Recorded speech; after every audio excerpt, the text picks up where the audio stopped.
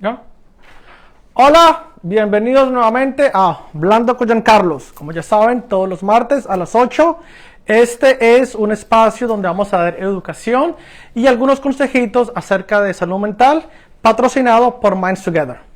Como les recuerdo, cada martes a las 8 estamos acá presentes por Facebook Live. En ningún momento esto es para juzgar, criticar, ni mucho menos para dar consejos. Simplemente es una forma para educar a las personas, más que todo a la comunidad latina, sobre la salud mental y quitar el estigma que lleva la salud mental en las personas. El tema de hoy, como les dije, es el duelo en tiempos de COVID. Y esta noche les voy a hablar sobre las diferentes etapas, procesos, sentimientos y qué hacer y qué no hacer cuando hemos perdido una pérdida. Normalmente cuando hablamos de pérdida, de luto, lo primero que se nos viene en la mente es perder a una persona, a un familiar o a un ser querido. Pero como acá, en Hablando con Giancarlos, es quitar el estigma y darles una realidad, es quitar esos mitos. El luto y pérdida no necesariamente es la pérdida de un ser querido. También nosotros experimentamos luto y pérdida cuando terminamos una relación, cuando tenemos un matrimonio, se rompe el matrimonio, viene el divorcio, cuando nos echan de un trabajo, cuando perdemos plata, cuando perdemos algo significativo y algo que a la persona le genera un valor emocional o un apego emocional. Entonces el luto y la pérdida no simplemente es en momentos de perder a una persona, también es cuando perdemos o dejamos de hacer otras cosas. Un ejemplo, el luto de estar físicamente sanos y de repente nos encontramos que tenemos una diabetes, tenemos una enfermedad crónica, tenemos un cáncer, una leucemia, unas enfermedades que nos afectan. ¿Qué tal el luto de estar VIH negativo y después darme cuenta de que soy VIH positivo? Eso también es una pérdida. Pierdo mi estatus de negativo al VIH a pasar a un estatus de VIH positivo. Pierdo mi estatus de estar sano a ser ahora un paciente con cáncer, con diabetes, con alguna enfermedad crónica, ¿cierto? Estoy trabajando 10, 15 años en un trabajo y de pronto me despiden. Ahora por el COVID, el 2029, ¿qué tal esas personas que abren su negocio entusiasmados y tuvieron que cerrar? Tuvieron una pérdida. Eso también es luto y eso también es pérdida. Hoy vamos a hablar de las 7 etapas del duelo y luto. Ahora, como es salud mental, entonces no hay una ley, no hay una regla universal de que esas etapas se tienen que hacer A, B, C y D. Estamos hablando de la salud mental que es muy individual en cada persona. Entonces, yo puedo experimentar el luto y la pérdida muy diferente a como lo puede experimentar mi hermano o mi mamá o un ser querido o un amigo, ¿cierto? Miembros de una familia pueden experimentar y procesar el duelo y luto muy distinto. Y eso no hace que el duelo de ellos sea menos significativo o de que el duelo mío sea, digamos, más doloroso. Cada persona procesa su luto de acuerdo a sus capacidades emocionales, de acuerdo a su cerebro y a su mente, que tanto pueden, digamos, tolerar la pérdida. Entonces, estas 7 etapas de luto no las vamos a clasificar en A, B y C, ni 1, 2 y 3. Pero pues obviamente, cuestión de emocional, entonces yo les voy a dar simplemente la lista, les voy a explicar qué significa y obviamente qué no hacer o qué hacer en cada etapa. La idea es que la persona que está experimentando el duelo y el luto experimente y se dé su tiempo de procesar internamente, conscientemente, cada etapa por más dolorosa que sea. Vamos a empezar por la primera etapa del duelo y luto. La primera etapa, cuando yo me doy cuenta que tengo una pérdida, es la etapa del shock, ¿cierto? Shock. ¿Qué significa el shock? Es cuando nuestra mente escucha una noticia y es demasiado fuerte, entonces es como esa anestesia emocional, ¿cierto? Es cuando te pueden decir, mire, le estamos diciendo de que un ser querido ha fallecido en un accidente, o sabes que tú ya no puedes trabajar aquí, o cuando tu pareja te dice, sabes que ya no te amo, yo quiero el divorcio. El shock es esa anestesia emocional que te va a proteger del dolor, del trauma que significa esa pérdida. Entonces, tú estás escuchando todo, pero realmente no estás internalizando nada. Tú estás escuchando, se murió esta persona, está enferma esta persona, ya no te quiero, ya quiero el divorcio. Agradecemos todo tu apoyo por haber trabajado en esta clínica 10 años, 20 años en nuestra empresa, ya no te necesitamos. La anestesia emocional te protege porque ese dolor y ese trauma es muy fuerte para tú procesarlo en ese momento. Entonces, tú puedes escuchar, pero realmente no estás internalizando y te están diciendo, ¿entendiste lo que dijiste? ¿Sabes lo que está pasando? Y la persona se queda, sí, ¿y qué me decías? ¿Y qué es lo que pasa? Entonces, es un poquito muy distinto a la negación, que esa es otra etapa que voy a venir más adelante. También les quiero recordar, en cualquier momento hagan sus comentarios, si tienen alguna pregunta, si no entienden alguna etapa, si se siente que están en una etapa de luto, por favor comenten. Yo voy a tratar de leer un poquito, también tengo algunos asistentes, entonces ellos me van a ayudar como, mira, te están preguntando esto, entonces si me ven mirando por ahí a los lados, es porque estoy leyendo lo que me están tratando de preguntar. Así que siéntanse completamente tranquilos, están en una seguridad total.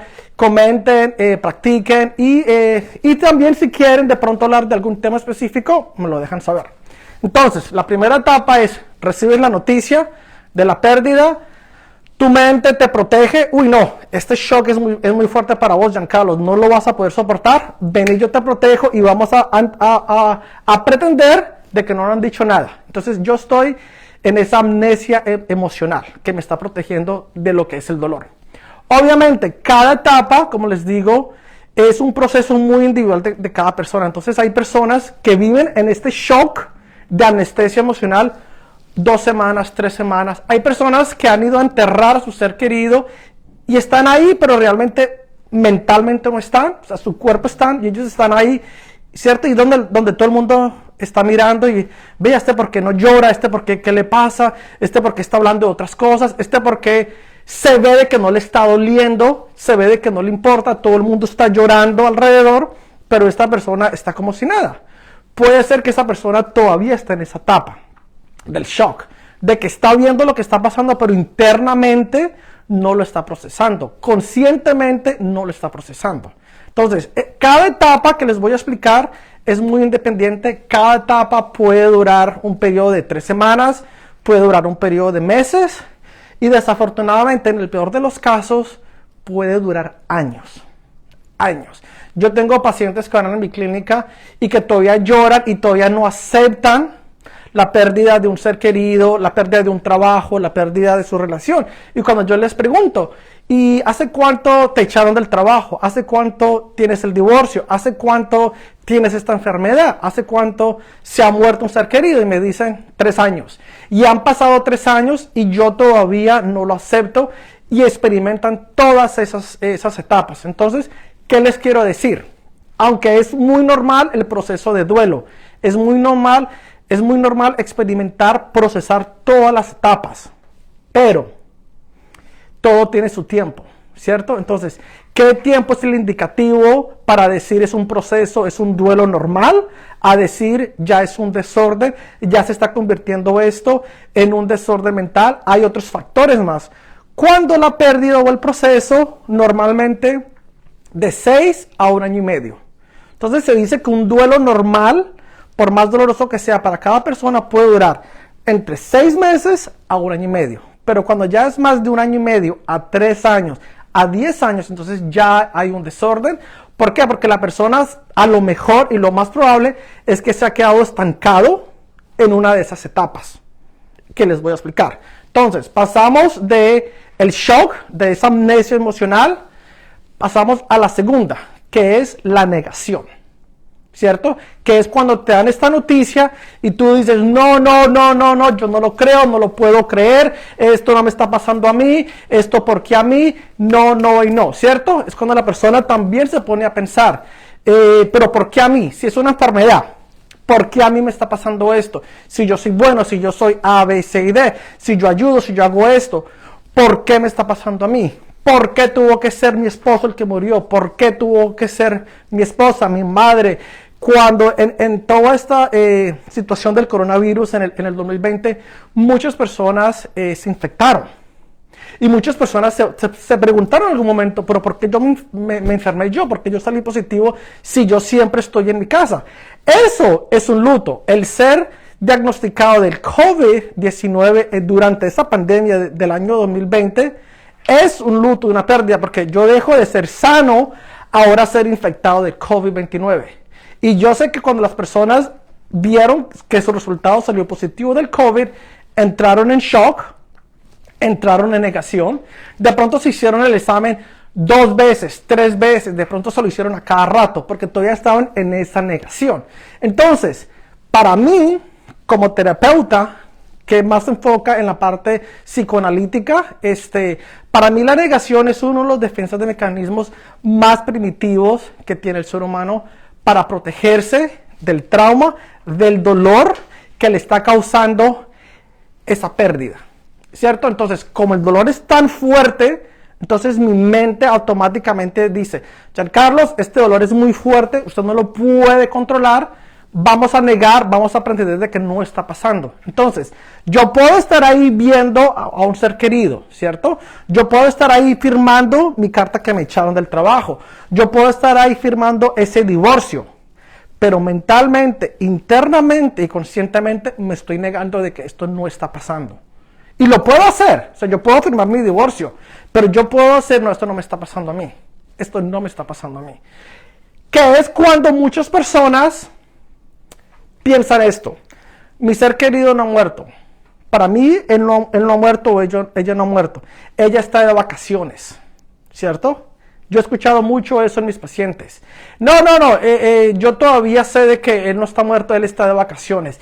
Ella está haciendo un trabajo. Como a ella le gusta viajar, o a él le gusta viajar mucho, irse de vacaciones, yo voy a pretender de que él está en alguna de esas vacaciones y que algún día va a volver. Eso es la negación. ¿Qué quiere decir? Que la concientización, la internalización y la aceptación de que mi ser ha fallecido o que he tenido esa pérdida me causa mucho trauma, me causa mucho dolor emocional. Y ese dolor es tan fuerte por otras cosas que más adelante les voy a decir. Este dolor es tan fuerte que mi mente te dice, esto es muy fuerte para usted no lo puede controlar, vamos a aprender de que no existe y de que no te está pasando. Vamos a negarlo. Que como les dije, es una defensa muy antigua, la más primitiva para mí. Como mi psicoanálisis, la negación es la defensa más primitiva que el ser humano tiene para protegerse de dolor. ¿Cuánto dura esa negación? Volvemos a lo mismo. Todas las etapas son muy distintas, todo el duelo y el proceso de luto es muy individualizado. Y hay personas que sí, 6 meses, 6 años, niegan y no aceptan que ese ser querido ha muerto. A pesar de que ya lo enterraron, a pesar de que ellos saben de que no están, se quedan estancados en esta etapa de negación y no lo van a aceptar. ¿Ok? Entonces estamos el shock, que es esta anestesia emocional. Estamos en la negación, que es la defensa más primitiva que tiene el ser humano para no aceptar el dolor. Después de ahí, ¿qué pasa? Entramos a otra etapa, que es también donde muchas personas se quedan, que es la etapa de la culpa, del dolor, ¿cierto? Y para mí como terapeuta, cuando la persona dice, tengo tanto dolor, tengo tanta culpa, para mí como terapeuta de ese paciente es un indicador de que el paciente un poquitico conscientemente y en su realidad sabe que la persona ha muerto, pero no lo va a aceptar porque no ha aceptado y no lo ha dicho.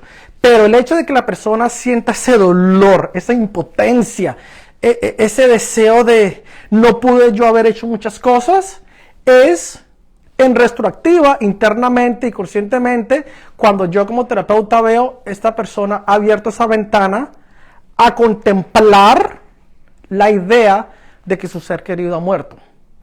¿Qué pasa? Este sentimiento de culpa y dolor, debido al COVID, ha causado mucho daño a muchas personas. Y le digo porque muchas personas que perdieron su ser querido durante el tiempo de COVID, que es lo más triste, no pudieron despedirse. Entonces tienen ese sentimiento de culpa, que ahí es cuando empiezan a decir, no alcancé a decirle muchas cosas. Si yo hubiera hecho esto, si yo hubiera hecho lo otro, que es otra etapa, pero ahí es cuando se empiezan como a intercalar una etapa entre la otra, ¿cierto?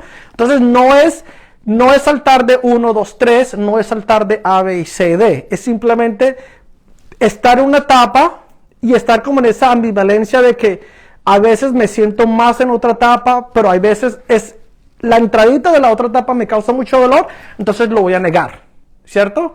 Pero tengo culpa y tengo dolor.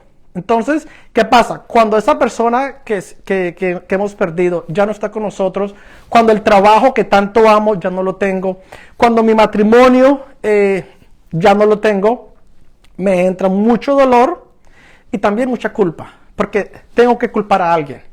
Y desafortunadamente, lo he visto en muchos pacientes y lo voy a seguir viendo, la persona siente que esa culpa, ese dolor, yo tengo que tenerlo. Entonces se vuelven, esa cruz la vamos a poner acá y nosotros vamos a tener esa cruz, ese dolor, ¿cierto? Ese estanco, esas cadenas, lo voy a tener yo. Inconscientemente lo piensan así. Y muchas de las razones, psicoanalíticamente hablando, se culpan y ese dolor se vuelve interno porque quieren justificar o de pronto saben que han hecho bien o que han hecho mal. Y lo más importante, piensan irracionalmente si yo hubiera estado ahí, si yo hubiera hecho esto. Durante el COVID, ahora que ya se va a realizar un año después, los pacientes que tengo, tanto nuevos como los antiguos, vienen y me dicen, Giancarlo, yo siempre estoy pensando que si se viene. Yo le dije, ¿cómo así? Sí, mi ser querido estaba enfermo y yo llamé a la ambulancia. Si yo no hubiera llamado a la ambulancia, de pronto no se hubiera muerto. Si yo de pronto no hubiera salido a una discoteca, no hubiera hecho una fiesta, de pronto fui yo. Entonces empiezan a culparse y empiezan a sentir ese dolor por la pérdida de un ser querido y ese sufrimiento. Ellos mismos como que se pegan, se autoflagelan, o sea, ese dolor y esa culpa yo me la merezco. Fue mi culpa por haber llamado al hospital. Y me estoy enfocando mucho en eso porque eso es lo que va a pasar ahora. Sí, yo sé que es un año del COVID, ya estamos a marzo 2 y sí, ya, o sea, para muchos, ahora en marzo 16 es cuando cerramos los negocios. Para mí prácticamente en marzo 16 yo cerré mi clínica. Eso para mí fue una pérdida. Y yo cuando cerré mi clínica yo estaba en shock. Yo dije, pero yo la acabé el año pasado. Y mis pacientes, ¿qué voy a hacer? Y mis pacientes. Entonces, eso pasa mucho con la culpa, ¿cierto? Ahora, esa culpa se vuelve en un remordimiento. Y ahí es cuando las personas, la gran mayoría de las personas, ese dolor y esa culpa recorren o van a lo que es el alcohol. Muchos van al alcohol, muchos van a las drogas. ¿Sí me entiendes? Y cuando una persona pierde a alguien y tú lo ves que está haciendo o está tomando mucho, es porque ese dolor y esa culpa, con eso lo está sanando. Porque todos sabemos que el alcohol y las drogas, esa es anestesia y te hacen olvidar ese dolor y esa culpa en ese momento. Ojo, ¿cuánto dura la culpa? ¿Cuánto dura el dolor? El dolor, volvemos a lo mismo. Todas las etapas son muy individuales y todas las etapas se procesan muy distinto. ¿Ok? De la culpa que venimos, la negociación. Y es ahí cuando las personas negocian con ellos mismos, ¿cierto? Y lo otro, empiezan a negociar con ese ser superior, ¿cierto? Les doy un ejemplo a lo que me refiero. Hay una persona, digamos, que se va a hacer la prueba del HIV, ¿cierto? Entonces le hacen la prueba del HIV, le están haciendo todas sus cosas, y le dicen a la persona, ok, espere unos 5 minutos mientras su resultado viene. La persona internamente empieza a decir, Señor, yo te prometo, o digamos a ese ser superior, si eres cristiano, si crees en tu Dios, o si crees en el universo, si crees en cualquier cosa, ellos empiezan a negociar, ¿cierto? Empiezan a decir, un ejemplo. Señor, yo te prometo que si el examen del VIH me sale negativo, yo prometo utilizar condón y practicar sexo seguro. Yo prometo ahora en adelante no volver a tener relaciones sexuales sin protección. Esa es la negociación. Empiezan a negociar con uno mismo también. Yo prometo a cambiar, yo prometo. Empiezan esa negociación con uno mismo o con el ser superior. ¿Cierto? Entonces, ¿en qué momento se hace? ¿Por cuánto dura? Estudios y entre mis pacientes que he visto, este proceso de negación dura muy corto. Es un periodo muy corto. Y principalmente suceden dos cosas. Si son muy creyentes y se rezan mucho y el ser querido ha fallecido, o han perdido ese trabajo a pesar de todo lo que ellos rezaron, a pesar de todo lo que ellos imploraron, crea esa rabia, right? Y la rabia más adelante es otra etapa. Entonces aquí si ven, como empiezo a negociar, en ciertos momentos voy a empezar a tener rabia. ¿Por qué? Porque ¿de qué me sirvió ir a la iglesia? ¿De qué me sirvió rezar? ¿De qué me rezó protegerme? Si al final la persona ha muerto. Entonces hay muchas personas que cogen esa negociación con el Ser Supremo y el Ser Supremo no se los va a devolver porque la persona ha fallecido. El trabajo, el divorcio, ¿cierto? La pérdida de la casa, la pérdida del negocio que les tocó que cerrar. Y por más que yo recé durante el año 2020, no pude abrir mi restaurante, no pude abrir mi clínica. Entonces, cojo esa rabia y ahí es cuando a la persona le dan rabia a Dios o le dan rabia con uno mismo.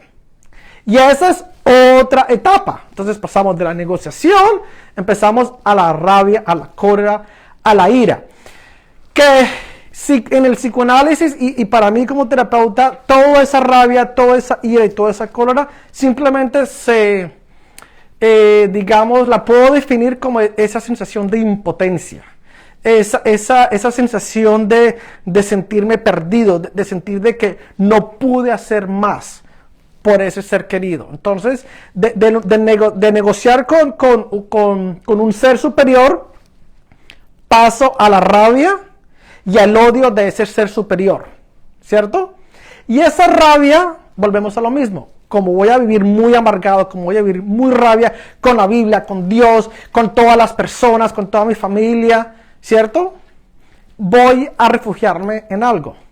Y como latinos, nuestra comunidad nunca nos ha enseñado, ¿cierto? De que si sentimos algo malo, que si algo nos incomoda, es bueno hablarlo, es bueno comunicarlo. Entonces vamos a hacer ¿qué? Al alcohol y a las drogas.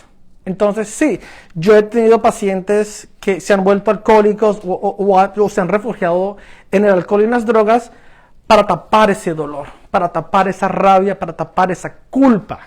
¿Sí les entiendo? Entonces, ¿qué pasa? De un problema, de un sentimiento de rabia, de cólera, de ira, paso ahora a otro problema que es el alcoholismo, ¿cierto? Y nuevamente, todo esto es inconscientemente, ¿con qué? Con protegernos del dolor de la pérdida, sea del VIH. Yo tengo personas VIH positivas y me dicen, Giancarlos, yo ya ahora no me voy a proteger. Entonces yo les digo, ¿por qué? Porque yo ya tengo VIH positivo. Entonces, si yo soy VIH positivo, ¿de qué me vale protegerme de no tener una gonorrea, una sífilis o una herpes? Si ya de todos modos soy VIH positivo. Eso para mí es rabia, es cólera, culpa, ¿cierto? Sentimientos de sentirse impotentes.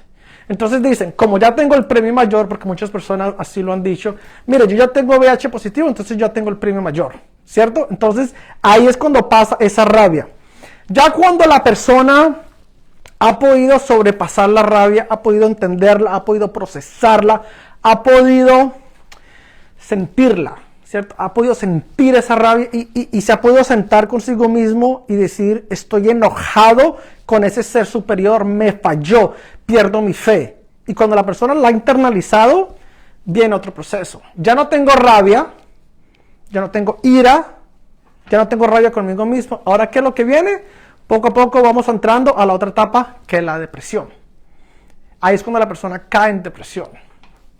Que para mí es otro indicio de que la persona ya no ha contemplado, no ha realizado, pero está en la primera etapa de la aceptación, de que ya su ser querido ha fallecido.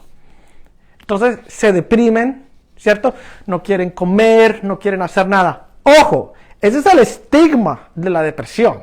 Ese es el estigma de que la persona está deprimida cuando ha perdido un ser querido. Pero ¿qué pasa cuando perdemos un ser querido, cuando perdemos un matrimonio de 10 años, cuando perdemos un trabajo de 20 años, muchas personas no caen en la depresión, para ellos, porque la depresión la empiezan a manejar de otras cosas.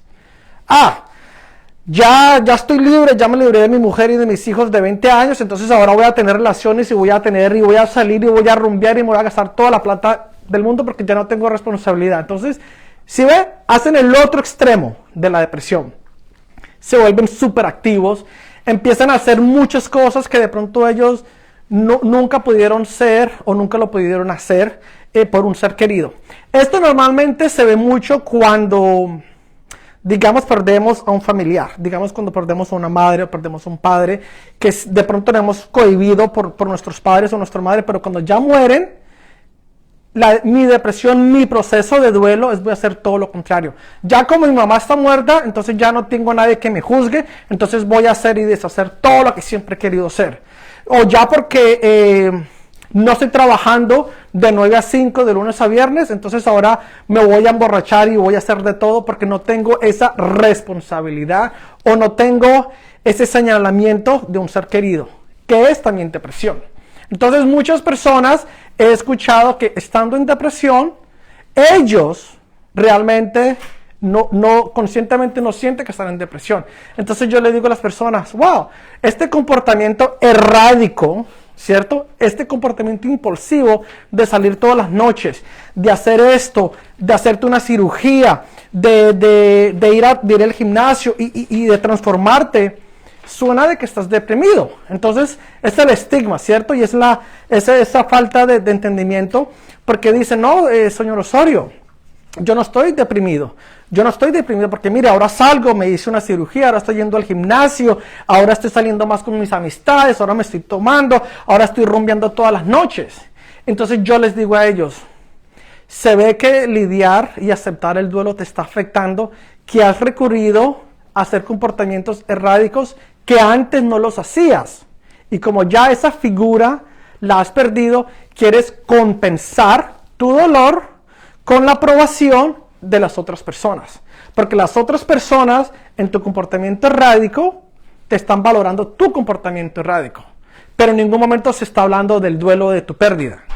Y tú en tus comportamientos erráticos de transformación, de hacer esto, de hacer cosas que tú normalmente no hacías, eso es tu negación, ¿cierto?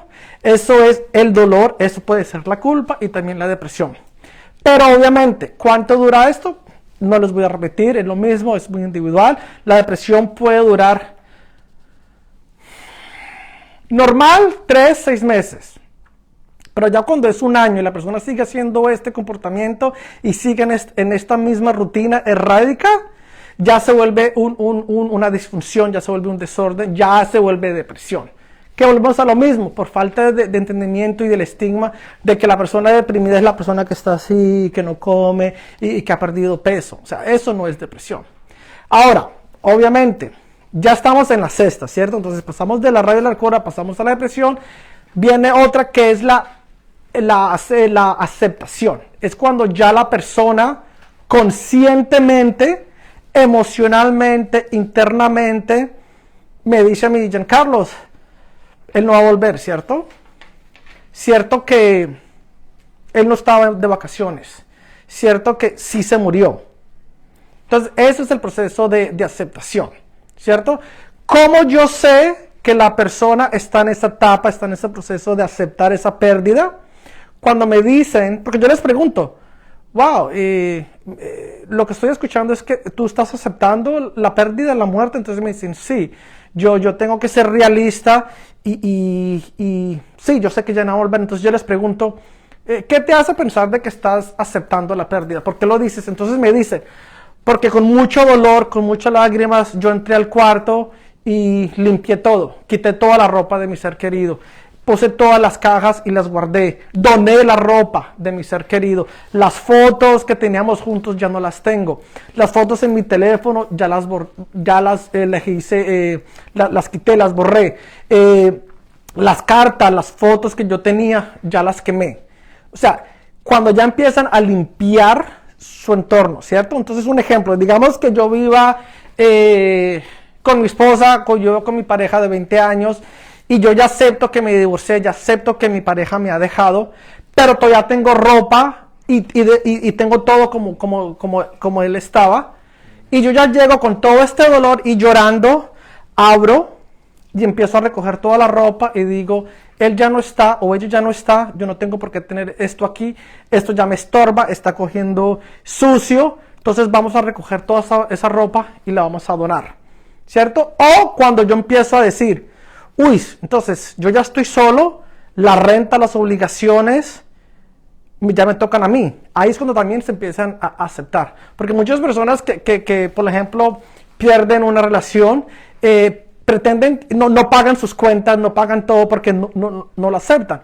Pero ya cuando empiezan a llamar al seguro, ya cuando empiezan a decir, me tengo que mudar yo porque este apartamento no lo puedo pagar yo solo, tengo que mudarme a algo más pequeño. Entonces, cuando empiezan a hacer esos cambios internos de limpieza, digamos, en su casa o en su cuarto, cuando van al cuarto de la persona que ha fallecido y con el dolor y lloran y pueden poner música, empiezan a recoger todo y a donarlo o a botarlo o a quemarlo, cuando empiezan a poner sus finanzas en orden y cuando la persona empieza a decir esto, yo sé que mi ser querido hubiera querido que yo hiciera mi sueño de volverme profesor, entonces voy a estudiar y lo voy a hacer por él o por ella. Entonces cuando empiezan a generar cambios positivos, que de pronto ellos dicen, esto es lo que esa persona hubiera querido que yo hiciera. Esa persona no hubiera querido que yo me volviera alcohólica. Entonces me voy a regenerar y no voy a volver a tomar. Esa persona siempre me dijo que yo era muy bueno siendo maestro o quisiera mi profesión. Ahora la voy a hacer. Entonces la aceptación es cuando la persona ya empieza a hacer algo por ellos mismos.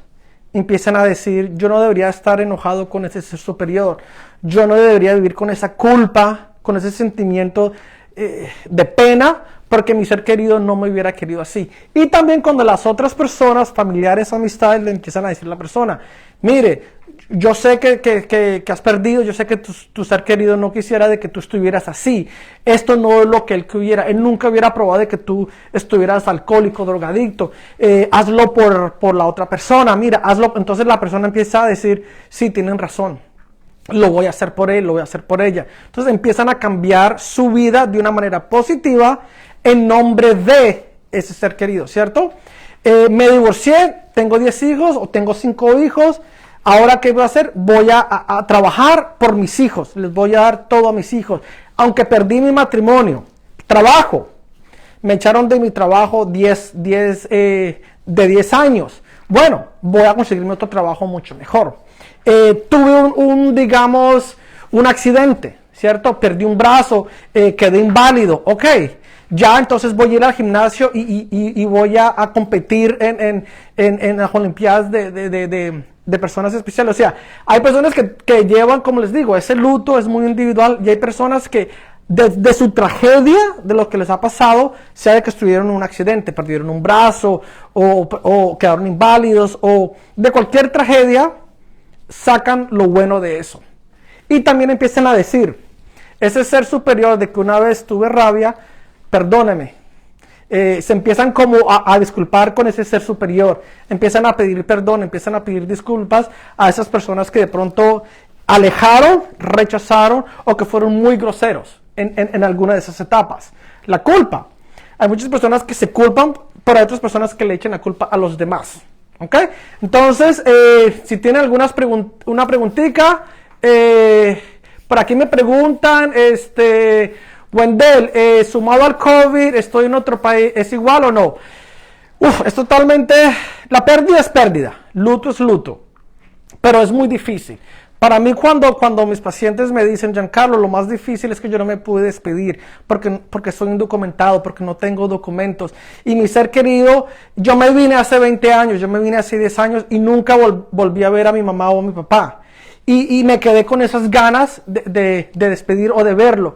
Y ahora sé de que está muerto y aún así no pude ir. Entonces es esa impotencia y esa rabia que ese dolor es tremendo porque pasó mucho, ¿no? Y yo tengo personas que perdieron a sus seres queridos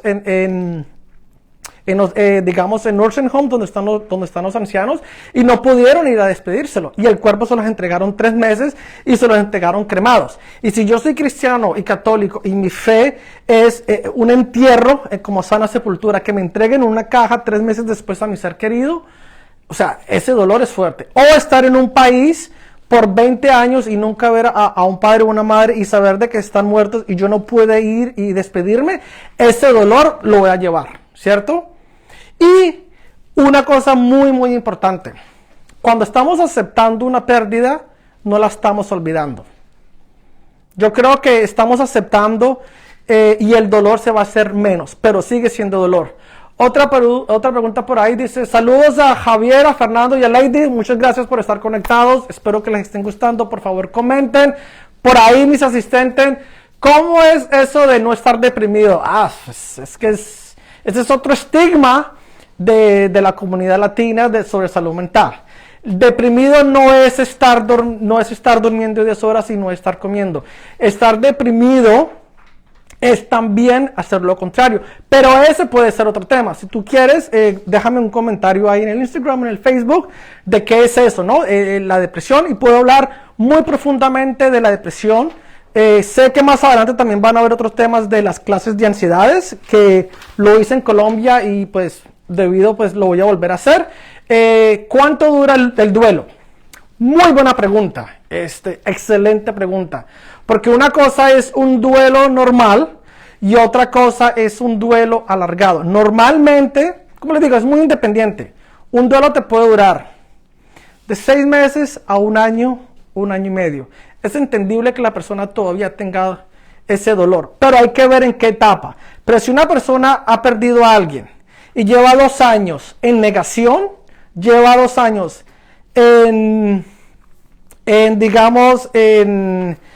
¿cuál es otra? Digamos, está en shock.